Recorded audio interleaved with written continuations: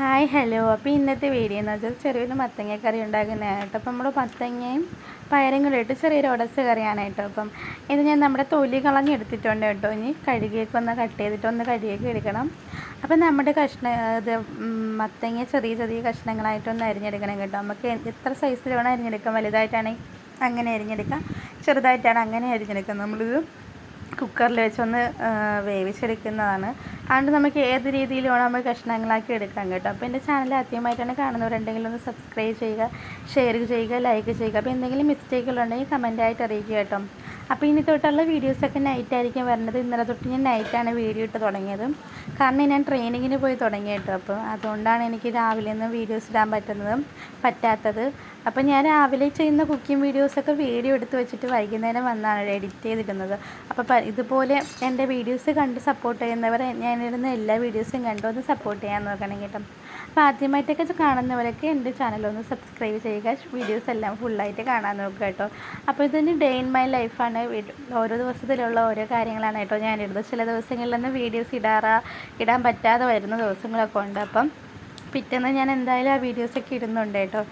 അപ്പം നമുക്ക് ചില തിരക്കുകളൊക്കെ കാരണമാണ് ഇടാൻ പറ്റാത്തത്. പിന്നെ 2-3 ദിവസത്തിലൊക്കെ എനിക്ക് ലോങ് വീഡിയോസൊന്നും ഇടാൻ പറ്റിയില്ല. ഇവിടെ ഉത്സവമൊക്കെ നടന്ന സമയത്ത് ഇപ്പോൾ അതിൻ്റെയൊക്കെ തിരക്കായിരുന്നു. അപ്പം നമ്മൾ മത്തങ്ങ ചെറുതായിട്ടൊന്ന് അരിഞ്ഞെടുക്കുന്നുണ്ട് കേട്ടോ. അപ്പോൾ ഇത് കുക്കറിൽ വെച്ച് 2-3 വിസിലേൽപ്പിച്ച് വേവിച്ചെടുത്താൽ മതി. ഞാൻ ഏകദേശം ഒരു 3-4 വിസിലേൽപ്പിച്ചിട്ടാണ് കേട്ടോ ഇട്ടത്. കാരണം ചെറുപയർ അത്യാവശ്യം നന്നായിട്ടൊന്ന് വെന്തിട്ടാൻ വേണ്ടിയാണ് അങ്ങനെ ചെയ്യുന്നത് കേട്ടോ. അപ്പം ഞാനിത് കുറേ സമയം എടുത്തിട്ടുണ്ട് കേട്ടോ വീഡിയോ എന്ന് വെച്ചാൽ കട്ട് ചെയ്യുന്നത്. ഞാൻ ക്യാമറ ഓഫ് ചെയ്യാൻ മറന്നുപോയി. പിന്നെ എന്തോ ഒന്ന് നോക്കിയപ്പോഴാണ് പിന്നെ ഞാൻ നമ്മുടെ ക്യാമറ ഒന്ന് ഓണാക്കി നോക്കിയത് കേട്ടോ. പിന്നെ ഇത് കട്ട് ചെയ്യുന്നൊന്നുമില്ല. കാരണം ഇത് ബിഗിനറായിട്ടുള്ള പലർക്കും എന്ന് വെച്ചാൽ ഇങ്ങനെ അരിയാനെന്നൊക്കെ അറിഞ്ഞിടത്ത് കുറേ പേര് കാണത്തില്ലേ. അപ്പോൾ അങ്ങനെയുള്ളവർക്കൊക്കെ ഒന്ന് പഠിക്കാനും കൂടി ഇരിക്കട്ടെ. അപ്പോൾ എൻ്റെ വീഡിയോസ് കാണുന്നത് മുതിർന്നവരും കുഞ്ഞു മക്കളൊക്കെയാണ്. അപ്പോൾ അവർക്കൊക്കെ ഒന്ന് എന്ന് വെച്ചാൽ 18 അത് 96 ആ എബോ വരുന്ന ആൾക്കാരാണ് കാണുന്നത്. അപ്പോൾ അങ്ങനെയുള്ളവർക്കൊക്കെ ഇതൊരു ചെറിയൊരു പ്രചോദനമായിരിക്കും ഇങ്ങനെ എരിയാനൊക്കെ. പിന്നെ അതുകൊണ്ടാണ് കേട്ടോ ഞാനിങ്ങനെ ഇത് എഡിറ്റ് ചെയ്യാതെ ഇങ്ങനെ തന്നെ ഇട്ടേക്കുന്നത്.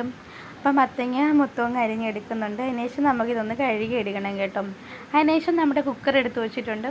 അതിലേക്ക് നമ്മൾ കഴുകിയതാണ് കേട്ടോ. ഇത് ഞാൻ നല്ല കഴുകി വൃത്തിയാക്കി വെച്ചതാണ്. നമ്മുടെ മത്തങ്ങ ഇട്ട് കൊടുക്കുന്നുണ്ട് കേട്ടോ. അതിന് ശേഷമാണ് കേട്ടോ നമ്മുടെ പയറിട്ട് കൊടുക്കുന്നത്. ചെറുപയറാണ് എടുത്തിരിക്കുന്നത്. ഇവിടെ എപ്പോഴും വൻപയറിട്ടാണ് വെക്കാറുള്ളത്. പക്ഷേ എനിക്ക് ചെറുപയറിട്ട് ഉണ്ടാക്കുന്നതാണ് ഇഷ്ടം കേട്ടോ. അപ്പോൾ ഞാൻ ചെറുപയറിട്ടാണ് കേട്ടോ ഇന്ന് കറി ഉണ്ടാക്കുന്നതും. അപ്പോൾ ഇത് മൊത്തം നമുക്കൊന്ന് ഇട്ട് കൊടുക്കും കേട്ടോ. അതിന് ശേഷം പിന്നെ ഞാൻ ഈ പാത്രത്തിൽ തന്നെ കുറച്ച് വെള്ളം എടുത്ത് ഒഴിച്ച് കൊടുക്കുന്നുണ്ട്. അപ്പോൾ നമുക്ക് ആവശ്യത്തിന് ഒഴിക്കാം കേട്ടോ. പക്ഷേ ഞാനിത് ഒഴിച്ച വെള്ളം 4 പീസിലിട്ടിട്ടും ഞാൻ വിചാരിച്ചു പയറെല്ലാം കൂടെ വരുമ്പോൾ കുറുകി പോകുമെന്ന് വിചാരിച്ചത്. പക്ഷേ കറക്റ്റ് എന്ന് വെച്ചാൽ കുറച്ച് വെള്ളം മാത്രമേ ബാലൻസ് വന്നുള്ളൂ. എന്ന് വെച്ചാൽ ആ പയറെല്ലാം വന്നിട്ടും കുറച്ച് വെള്ളം ബാലൻസ് വന്നിട്ടുണ്ടായിരുന്നു. അത് ഒഴിച്ച് നമ്മുടെ അരപ്പ് ചേർക്കുന്ന സമയത്ത് നമുക്കത് കുറുകിയല്ലേ പോകുന്നുള്ളൂ. ആ സമയത്ത് നമ്മൾ ഒന്ന് ലൂസാക്കി എടുക്കാൻ വേണ്ടി ആ വെള്ളം ബാലൻസ് വന്ന വെള്ളം തന്നെ നമുക്ക് ചേർത്ത് കൊടുക്കാമായിരുന്നു കേട്ടോ. അപ്പം ഞാനിത് ഇത് ഒന്ന് ഇളക്കി കൊടുക്കുന്നുണ്ട് കേട്ടോ. ഉപ്പ് കാരണം നമ്മുടെ ഇതിലെല്ലാം പിടിക്കാൻ വേണ്ടിയാണ്. അപ്പം നമ്മുടെ തേങ്ങ ചിരകി എടുത്തിട്ടുണ്ട്. ഇതിൽ മഞ്ഞൾപ്പൊടി ഞാൻ മുമ്പേ ചേർത്തിട്ടുണ്ട് കേട്ടോ. അതിൻ്റെ അകത്ത് ചേർത്തിട്ടുണ്ട്. പിന്നെ കുറച്ച് നമ്മുടെ ജീരകം എടുക്കുന്നുണ്ട്. പിന്നെ പച്ചമുളക് 3 അല്ലെങ്കിൽ 2 പച്ചമുളക്. നമുക്ക് ഇതിൽ മുളക് പൊടിയും ചേർക്കുന്നില്ലല്ലോ. അപ്പോൾ അത്യാവശ്യം എരിക്ക് വേണ്ടി ഞാൻ ഇത് ചേർക്കുന്നുണ്ട്. പിന്നെ 2-3 വെളുത്തുള്ളി ചേർക്കുന്നുണ്ട്. പിന്നെ വലിയ പച്ചമുളക് ആയതുകൊണ്ട് നമ്മളൊന്ന് ഒടിച്ചിട്ട് കൊടുക്കുന്നുണ്ട് കേട്ടോ. അത് കരിമുളക് ഒന്ന് ഒടിച്ചിട്ട് കൊടുക്കുന്നുണ്ട്. അതിനുശേഷം ഇതൊന്ന് അരച്ചെടുക്കണം.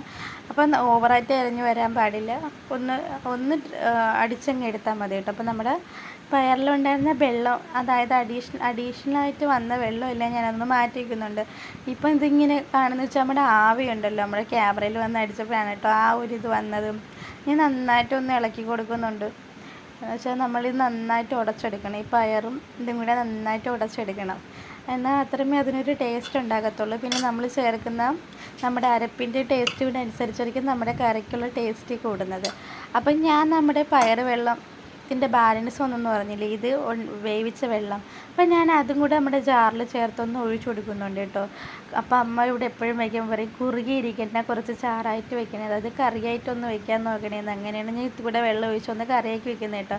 അപ്പം ഞാൻ വയ്ക്കുന്ന സമയത്ത് ഇതായിരിക്കും ഈ കുറുക് വരുന്നതായിരിക്കും ഞാൻ മിക്കവാറും വെക്കുന്നത്. ഇന്ന് ചിലപ്പോൾ ചെറുതായിട്ട് കുറുകി പോയിട്ടുണ്ടാവാം.